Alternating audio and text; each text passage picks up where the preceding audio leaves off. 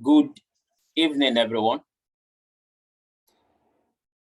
This is a Soft Skills Masterclass for students. Thank you for joining. My name is Abiola from Awokiyesi. I'm a soft skill instructor at Mindklass. As an introduction to the soft skill topic of today, you're looking at the life of a young boy who was just 21 years old, a first class final year student, a young poet. He happened to be an editor of his university's press. Things appear to be going on well with Chukwuemeka Akachi, but it was reported that he had been suffering from depression for several months. And Chukwuemeka Akachi sent these suicidal notes on the social media.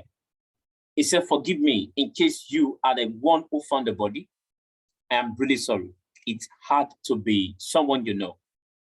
I've chosen Joe Onketai's poem as my suicide note. They said you came looking for me. I didn't drown. I was the water. Where do atheists go to when they die? Lol, amen." This was the suicidal note of Chukwuemeka Akachi, who suffered depression, and the depression made him commit suicide by taking the insecticide poison. That's why we are looking at the topic, Introduction to Mental Health, Depression Part 1.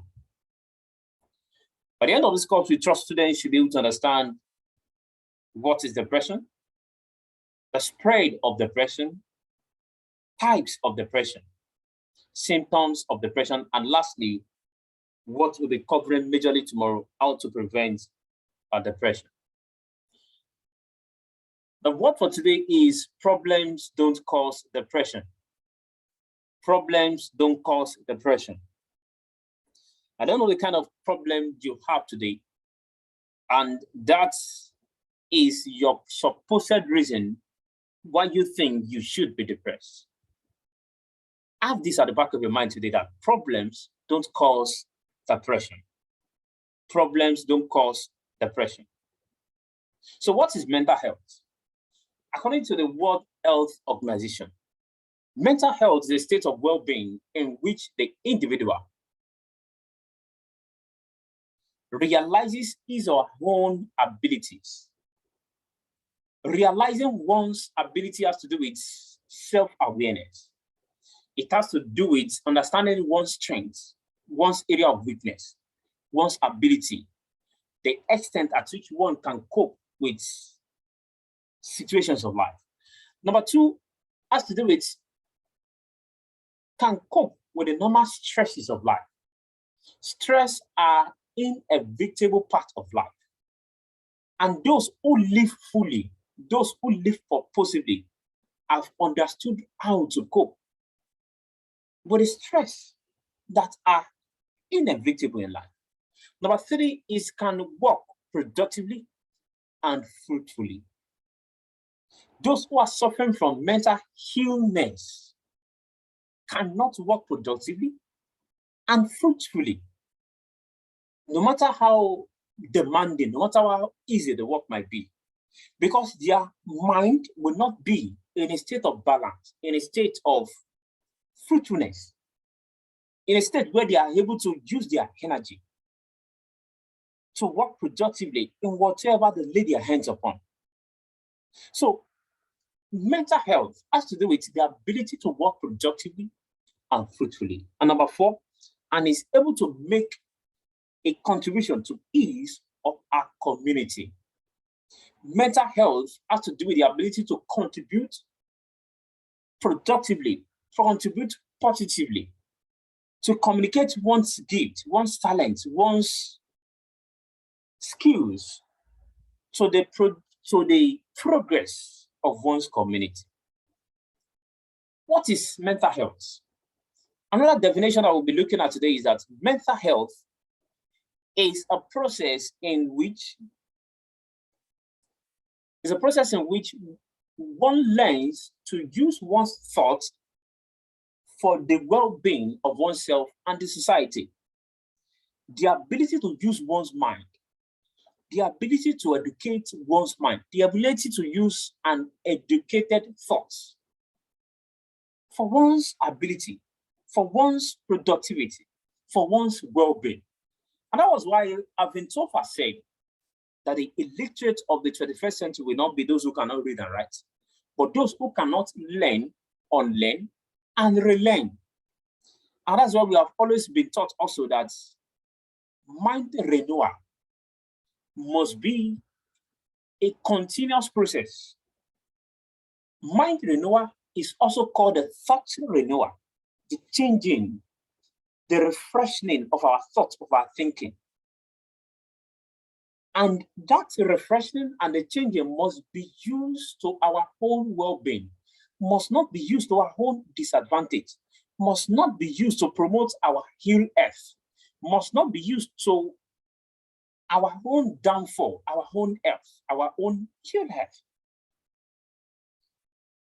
This is very important. So when we lose job, when we face criticism, when we face disease, when sickness, when poverty, when we have been laid off, you will discover that our thought changes, our breathing changes, the chemical reactions in our body, it changes. But the most important thing here is that we must be able, because we have the ability to use our thoughts to our own advantage. What's depression? Depression is a continuous feeling of sadness and loss of interest in activities. And this usually involves activities that we once enjoyed. So when you see someone who has been in a continuous feeling of sadness and loss in activities that they once enjoyed, you need to recommend such person for counseling or for medications. You need to seek specialists, particularly when the person has been in that situation for over 2 weeks. And don't forget that depression is a kind of mental illness and not mental health. I want to apply the definitions that we have looked into now. Now, we'll be looking at the life of these two young men who are Chukwemeka Hakachi and Uzakatimi Ebiweni. One of the points in our definition says that the ability to use one's, the understanding of one's ability, to know one's ability. So Akachi here, as we're looking at the life of this man, was battling with philosophical questions like meaning, purpose, and life. Akachi didn't know that human knowledge about a lot of things in this life is limited. He didn't know that human has a limited ability. Although we can accomplish so much with our limited ability, but yet we will never have questions. We will never have answers to every questions of life. So understanding, the lack of this understanding in the life of Akachi made him depressed. Number two, work productively. Akachi withdrew from the work activities he used to enjoy. He was appointed as the university's press editor when he was in UNN. But Akachi withdrew. Akachi withdrew himself from this activity which he enjoyed. He was studying English and literary study as a gifted, talented, first-class student of UNN. But he couldn't continue, as you would observe some level of social withdrawal. Another point here is that mental health has to do with the ability to cope with normal life stress. Timi was advised he was transferred to other departments after discovered that he couldn't cope medically by his lecture to continue in a study of medicine. And because of that, depression set in. And he committed suicide. Not knowing that stresses, failures are part of life. Not knowing that failure is not the end of life. Not knowing that failing to study a particular course is not the end of life. And because of that, stress came into the life and the mind of Timmy. And that stress, unaddressed, led to depression and made him commit suicide. And don't forget that these two young men couldn't contribute to their community because it takes active living to be able to contribute productively to the community. And they went to the grave with their talent, with their gifts, with what has been given to them to use to bless this world. They couldn't contribute to their community. What are the facts about depression? Number one fact is that anyone can be a victim of depression. Anybody of any age, anyone of any gender, anybody of any race can be a victim of depression. Another fact of depression is that depression is the second leading cause of death, according to World Health Organization. Point 3, the primary reason why students drop out of school is depression. This study is carried out by the Michigan State University. So when you see students who often drop out of school, it's not really because of poverty, because there are some students that poverty has been the motivation why they stayed in school, why they had first class. A very good example is a man named Obalade, who graduated from school, came from a very poor family, and that was a motivation which made him read wide, which made him graduate with a first class. So the primary reason why students drop out of school, according to the study by Michigan State University, is because of depression. Another study shows that female teens are more likely to attempt suicide, while men are more likely to succeed at committing suicide. Number 5, 1 in 5 students in a classroom have considered suicide. This is very important for instructors, for parents to understand that suicide is rampant in the world today. Number 6, problems are never the cause of depression. This is a word for today. Kindly keep this at the back of your mind, that problems are not the cause of depression.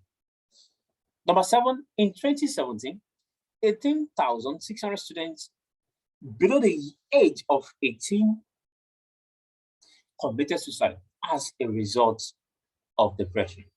Number 8 is a word for today again. Problems don't cause depression. Problems are not the primary cause of depression. What are the types of depression? Number 1 is endogamy. Inherited, this is a kind of depression which is often genetic. When you look at some family, they often have certain traits, certain behavior, certain ability, which is inherited. There are those who may inherit traits like that of depression. And that can be like they are unable to cope with stresses of life. It can be that they are unable to face criticism. So that's why as a young student, you need to identify the kind of traits that you inherited from your parents, inherited from your generation.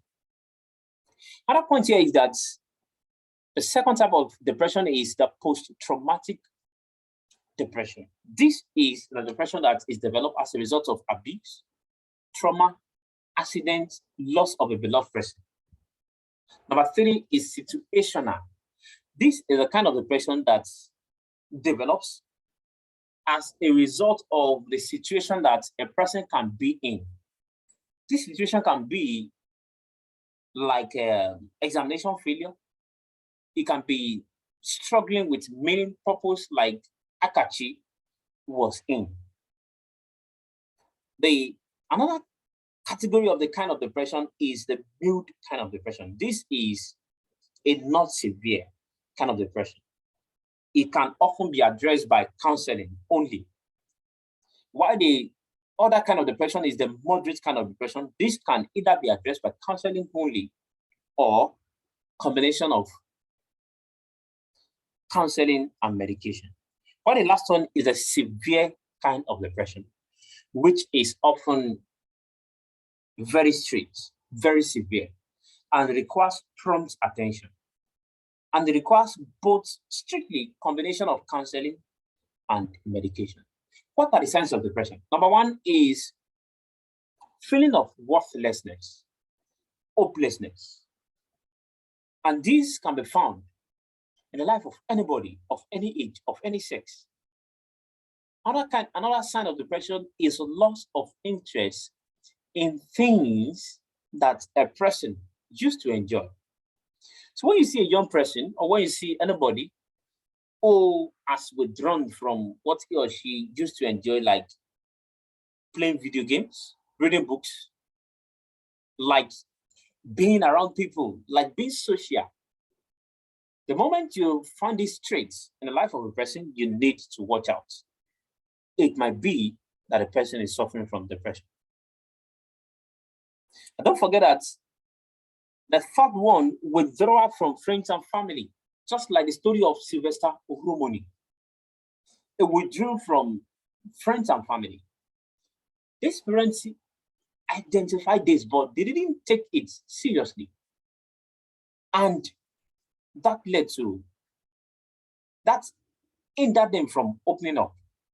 And his parents didn't know what he was going through. Another point is crying. This can be internal or external crying, sadness, feeling of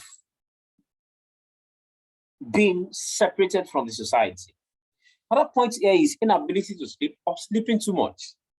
Those who are depressed suffer from the inability to sleep because they think too much on their problem. And they sleep too much in a bid to hide away, in its bid to sleep over on their problem.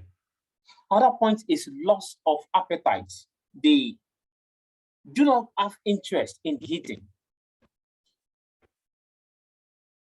Then number 7 is loss of concentration. They are unable to concentrate on a particular task or duty.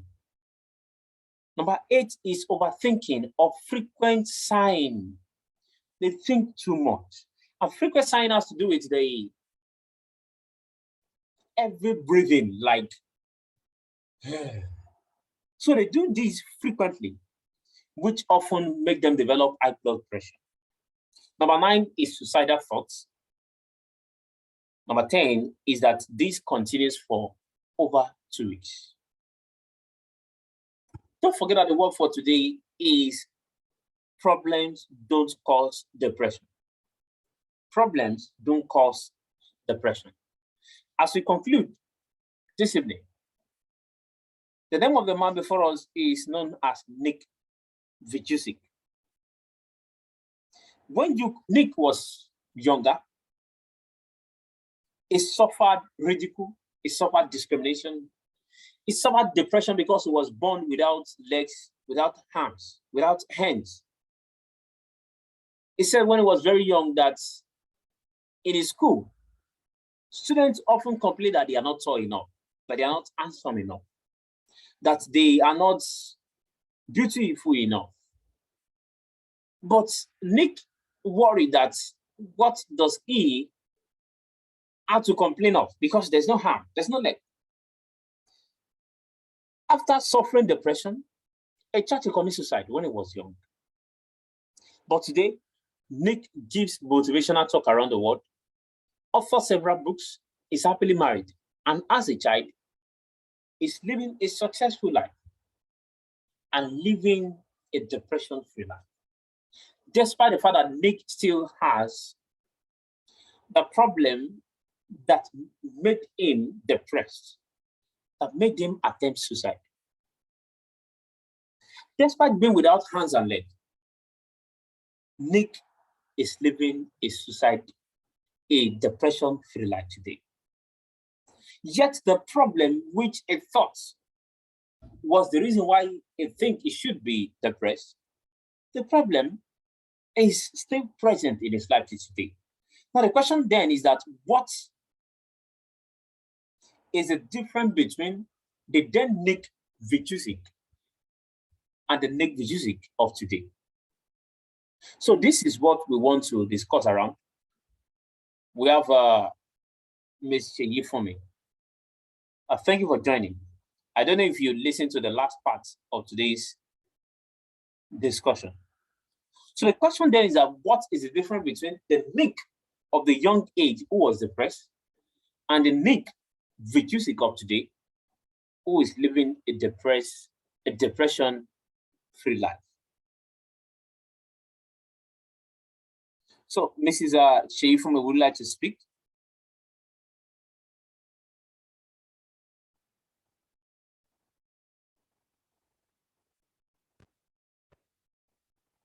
Ms. Sheifumi, are you there?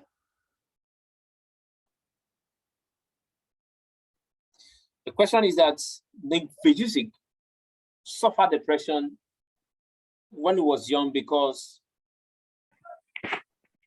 of not having hands and legs, but today is living a depression-free life. So what is the difference between the depressed Nick and the Nick who is free from depression today? What's the difference?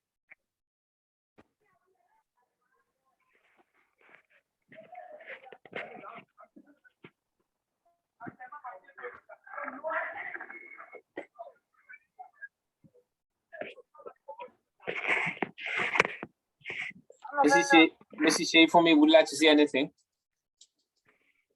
Would like to contribute? Yes. Okay, you're welcome. Yes.